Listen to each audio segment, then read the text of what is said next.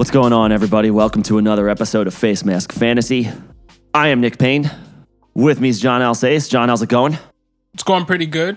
Thanks for asking, Nick. We are a fantasy football YouTube channel that puts out content every day. So if you enjoy fantasy content coming at you every damn day, hit that subscribe button.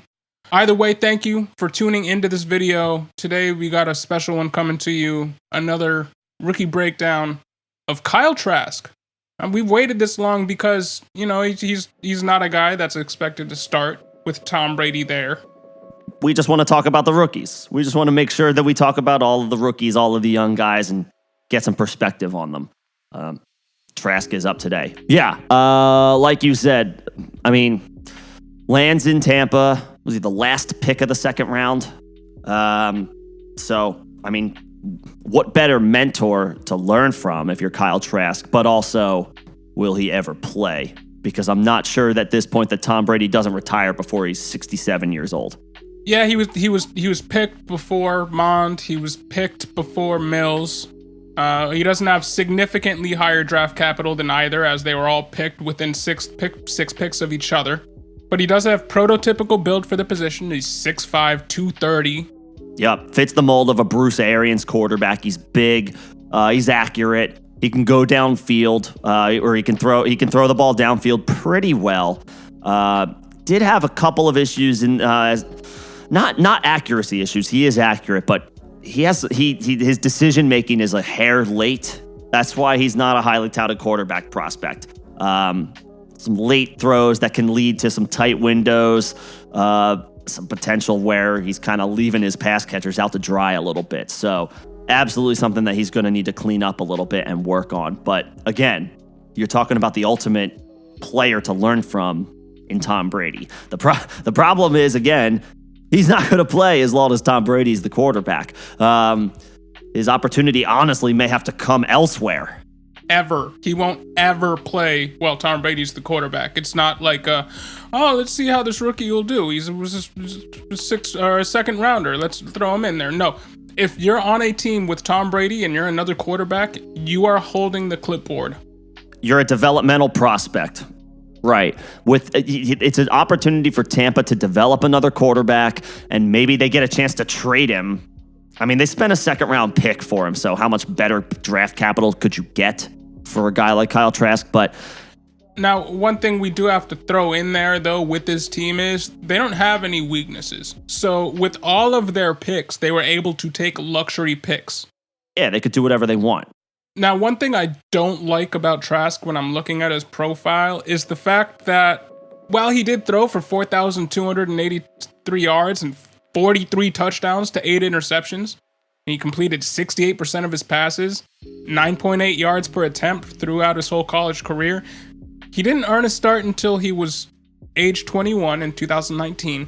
And a lot of his production is attributed to a group that includes Kyle Pitts, Kadarius Toney, Van Jefferson a couple years ago, and Freddie Swain a couple years ago. He had 4 NFL caliber pass catchers, 2 of which were first rounders. One of which, who is the best profiling athlete prospect at his position in 20 years in Kyle Pitts. So he's expected to go out there and throw for 4,200 yards and 43 touchdowns to 8 interceptions and have this great completion percentage in QBR because he's playing with highly touted NFL playmakers in college throughout his whole college career.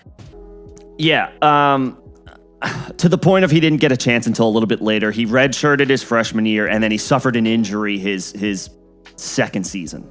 So he didn't get a chance to see the field right away. And then he was in a reserve role before the starter, I think it was Felipe Franks, got hurt. And then he got his chance. But he did well as soon as he got in there. So there's something to be said for that. Once he did get his opportunity, he took it and ran. So kudos to him in that regard. But he simply finds himself, as far as quarterbacks go, in the most unlikely situation where he's going to get a chance to play. How soon do you think we see him? You thinking it's 2023 at the earliest? it's going to have to not be with Tampa Bay. It's not inconceivable that Tom Brady's still playing in 2023. I don't know that he retires before he's 50 at this point. He's just Tom Brady's probably doing some photosynthesis somewhere right now where he's pulling energy from the sun and just getting stronger. Yeah, a report just came out that he played through all of 2020 with was it a torn meniscus? Torn MCL. Now, he opted not to get surgery on it coming out of 2019. He sustained it in 2019, and he was playing all of 2020 from week 1 to the Super Bowl with a torn MCL. He had to wear a knee brace all season. Mm-hmm. But he was still QB8 on the year in fantasy, learning a new playbook with a new quarterback and new offensive weapons in a COVID season with a torn MCL. Well, Brady's bulletproof. He's bulletproof. That's the problem. Yeah. So therefore, I can't sit here and project that I see Trask playing with Tampa Bay. I think we maybe see him go through the duration of his rookie contract with very minimal playing time. And it has everything to do with his landing spot. Now, he gets to learn from Bruce Arians, who's a phenomenal quarterback coach. He gets to sit behind Tom Brady, who is just the greatest of all time at the position. So the structure is there for Trask to learn and develop. I just don't see how he plays for Tampa Bay. So if by all accounts over the next couple years, he's looking good as Tom Brady's backup in camp, in OTAs, in practice, in mini camp, in training camps. Maybe he gets a spot start here and there at the end of the season when Tampa Bay is resting starters. And you get a little bit of tape on him. And then maybe they can flip him for a draft pick because he gets an opportunity somewhere else for a quarterback-starved team. That's, I think, the best case scenario for Kyle Trask here. So you're obviously not looking at him in season long. But in Dynasty, what you're saying is that we might have a Ryan Mallett, Jimmy Garoppolo type situation with him on our hands as somebody who's playing behind Tom Brady and needs to go elsewhere to succeed. Yes, or to just not even succeed, just have an opportunity. I don't think he gets it in Tampa Bay. And at that point, I mean, he does, if you're looking at this guy, you've kind of seen this type of player in the position room for the Buccaneers before in Mike Glennon. Super tall, backup quarterback, basically. Super tall backup quarterback. What is your projection for Trask? And I know this is a ton of extrapolation, and you don't know his landing spot. But if he were to go elsewhere, and say his age 24 season, would you be expecting a QB2 finish from him, or what are you projecting for him in his career? No, career backup, gets a chance to play here and there. Spot starts maybe on some bad teams, some mediocre teams. Maybe gets to play, maybe bounces around the league, maybe plays for 4 or 5 teams. And when I say play, it's kind of in quotation marks. Maybe he's in a quarterback battle. Maybe he's a guy who could end up playing for a team, not Tampa Bay. But what he gets to rely on is this mentorship kind of program that he's sort of in with Bruce Arians and Tom Brady. And that's where he may have a bit of a mental advantage moving forward if he finds himself in an actual quarterback competition. That's not right now. He's strictly a developmental prospect. I would say the upside is so at best. Again, not just because of the landing spot, but because he's going to have to really showcase himself in incredibly limited opportunities for another team to be even remotely interested in giving him a chance, if not with Tampa Bay. So the outlook is not great. He's not on. Not only is he not on redraft radar for me, I'm not really even in a Superflex Dynasty league. I'm looking elsewhere. If I need a quarterback, I'm working on getting one of the guys in the first round. If I still need a quarterback and I miss on all of those guys, I may try my luck next year. He can't be a guy that you can rely on in any way, in any format.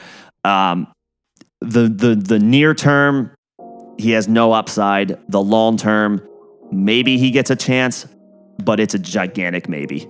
Yeah, I mean, if we're looking at this quarterback 3-4 years down the road, and this is a quarterback who's coming into the NFL with literally no rushing upside, I mean, I gotta predict that 3-4 years down the road, the league will be even more dual threat quarterback friendly. So there's no reason for me to be looking 3-4 years down the road hoping for this guy to be a QB1 or even a QB2 when he offers no rushing floor. 0. So I'm 100% with you. What do you guys think? Put your thoughts in the comments section below. If you have not hit that subscribe button already, what the hell are you doing? We're giving you fantasy content every damn day, bro. Every day. Sometimes twice a day. When you're lucky. Just throwing that at you. So hit that subscribe button. It only benefits you. That said, thank you for listening. This is Face Mask Fantasy. My name is John Alsace. I'm Nick Payne. Thanks for listening, y'all.